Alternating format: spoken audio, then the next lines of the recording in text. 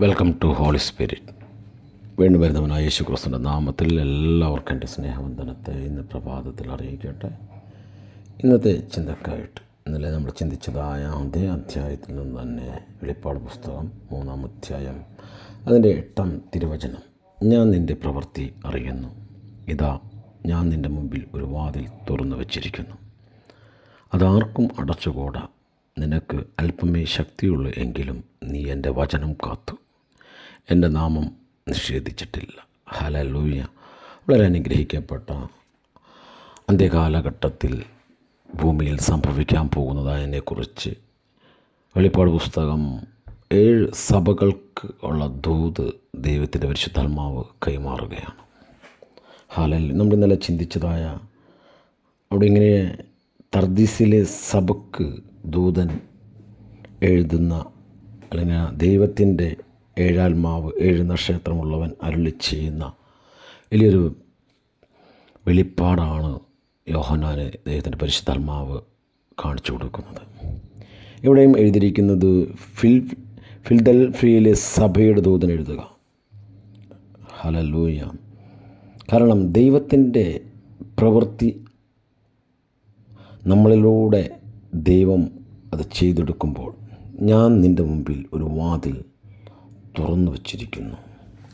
ദൈവം തുറന്ന വാതിൽ ആർക്കും അടക്കുവാൻ കഴിയത്തില്ല. ദൈവം അടച്ച വാതിൽ ആർക്കും തുറക്കുവാനും കഴിയത്തില്ല. എവിടെയാണ് ഇത് വെളിപ്പെടുന്നത്? ദൈവത്തിൻ്റെ വചനത്തെ നാം സൂക്ഷിക്കുമ്പോൾ, അല്ലെങ്കിൽ നാം നമ്മുടെ അകത്ത് അത് സ്വരൂപിച്ച് ആ വചനവുമായി നാം ജീവിക്കുമ്പോൾ മാത്രമേ ദൈവത്തിൻ്റെ പ്രവൃത്തി നമ്മളിലൂടെ വെളിപ്പെടുത്തുള്ളൂ. അതുകൊണ്ടാണ് അവിടെ വളരെ വ്യക്തമായി